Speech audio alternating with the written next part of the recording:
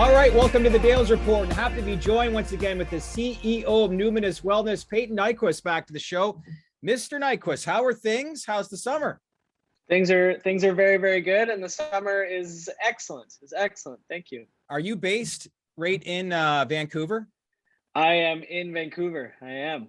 So what's the, I know it's probably a few miles away with regards to the forest fires, but some of the people I've spoken to, it's not smog. There's a lot of smoke going across the city, I would think. There is. We've been pretty lucky in Vancouver compared to the rest of the province. Unfortunately, there's lots of fires in the rest of the province. But yeah. Well, let's get you on. Let's get an update. I know we're in the summer doldrums, but Q4 is rapidly approaching, and a lot of people in the space are getting very, very, I would say, excited as to how this industry, I think, will go to the next step. But I want to begin with the recent news that is very encouraging for your company specifically. As you know, Health Canada recently cleared the MAPS-sponsored single-arm open-label safety study evaluating MDA-assisted therapy for PTSD, which is very encouraging news. So this appears to be a positive outcome and potentially could advance Canada towards a legal regulated system. So you mentioned obviously previously with us that you thought this could occur as soon as next year. Do you still believe that? I do. I think you've seen, a lot of advancement. Obviously, the recent results from the phase 3 work that MAPS has done are staggering, and we've talked about that. But I think the regulatory environment continues to be supportive, and MAPS is just doing an incredible job of continuing to move the needle forward, and we're grateful to be a part of it. It's great. So how does this announcement put your company in prime position to be an industry leader, knowing the partnership that you have with MAPS and the extensive research currently be conducted with MDMA? I think an important thing to look at with this current work that we're going to be doing with the single arm open label clinical study is, you've seen this amazing body of research that MAPS has created with MDMA for PTSD, and the numbers are staggering. And then, but the work to be done to put that into a real world environment, what does that look like? How do we develop that so that it's accessible for as many people as possible on day one? That's really what this study is about. And for us to be in collaboration with MAPS on that, we're the company is very much at the forefront of moving this forward. And obviously, with something like PTSD, which is a massive problem in our society right now. Do you think that we will be ready on day one? I know we're moving fast, but it's a good question to have. And I know you're doing a lot of the protocols right now to be prepared for that, but where are we right now? I think if there's anything that's really important is education on the space, and what this means. 66% success rate with people no longer meeting the PTSD criteria with 3 treatments is so astronomically better and more significant than the way that we treat PTSD right now. And I think it's important for people to continue to get an education and to understand what this is really all about. And I think for psychedelic therapy in general, this is an intervention, curative intent treatment. This is not a pharmaceutical that you're going to take every day for the rest of your life. This is a cure for PTSD for people, a cure. Which is crazy to even talk about, but it's true, and the FDA numbers are there, and so in terms of whether we're ready, I think we're in the very early days. I think the research is significant. I think it's great to see the amount of investment that's come into the space that has allowed groups to get out there and start to build what's being needed to be built. And I think the education piece is a really important part of that. Let me ask you this. CEO of a company, your day-to-day life, outside of all the employees that work for you, and obviously all the investors that you have to speak to all the time, when you're walking down the street, people get to know who you are and what you do for a living. Do you find that more and more people are starting to change? Because we talk about how this industry has gone mainstream. What does that mean exactly, day-to-day life? Are you seeing more and more people be aware of the overall topic of conversation and their whole outlook on what the industry could represent?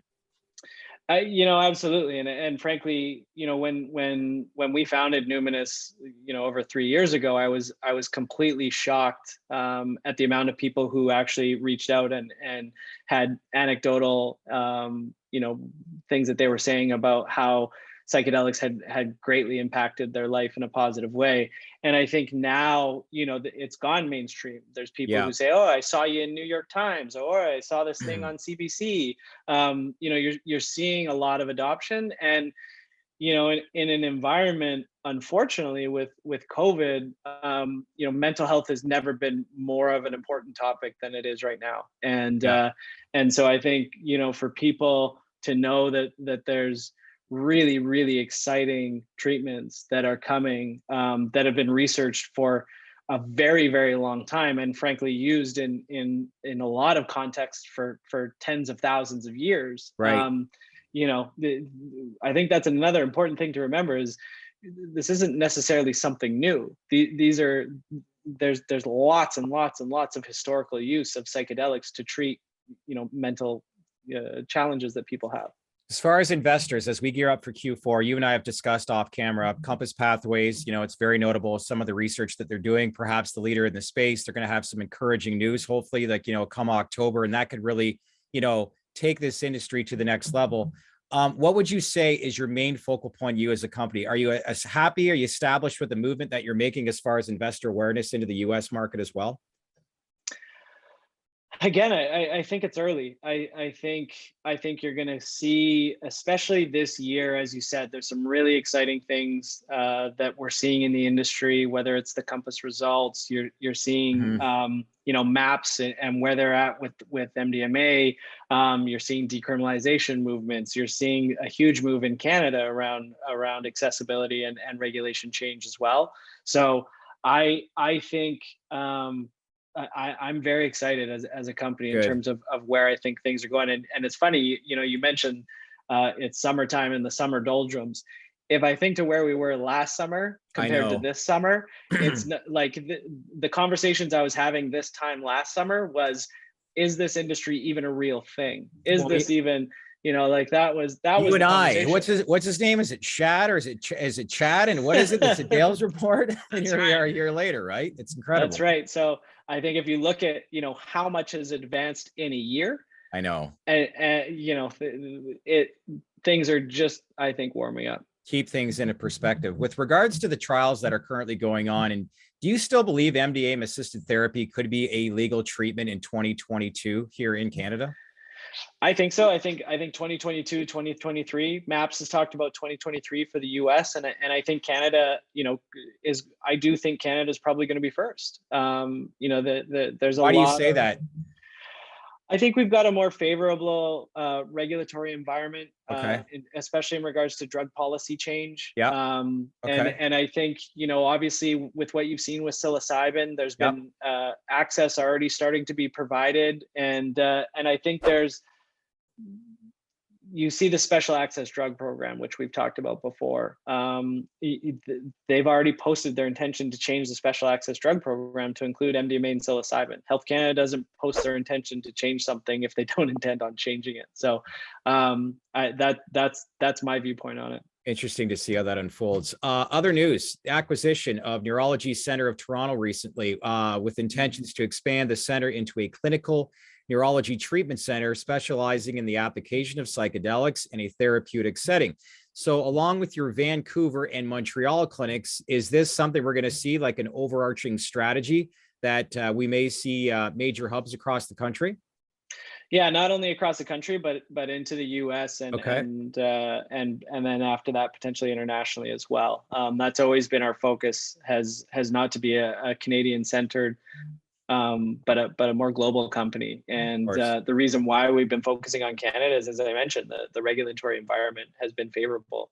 And I think, that you've seen a lot of effort from groups to open up in multiple jurisdictions and things like that. But I think, for us, our focus is really, let's build something based off of the evidence that we're seeing out of research and based off of the way we see regulation going, so that as we continue to grow and scale the company, we're doing it based off of, what we're seeing in terms of regulation change, and not wasting resources. It's great to know. That's valuable information I was unaware of. Interesting story that came out last week, published by the CBC, which is a mainstream network out of Canada for those watching, where a story went viral that described Health Canada as dragging its feet on improving psilocybin mushrooms for therapeutic use, according to patients and advocates. Apparently, scores of applications are being backlogged in the system. So what was your reaction to that when you saw it? You know, I have a hard time being critical of Health Canada, to be honest. You know, we've seen accessibility through the Section 56 program. The Section 56 program is not built to be a carte blanche, everybody gets accessibility. And I think Health Canada, you know, from what we know, has been absolutely inundated with applications for Section 56 licenses. And I think they've, on the backs of that, they've now gone and posted their intention to change the special access drug program. And just in the last couple of days, there's been a study that was put out by the Canadian Psychedelic Association that showed that 8 in 10 Canadians polled in favor of regulation change around psilocybin. No kidding. And they've now since, and they've now since gone and put together suggestions around a regulatory framework for psilocybin. So I think Health Canada is listening. I think they're making changes, you know, on a company level.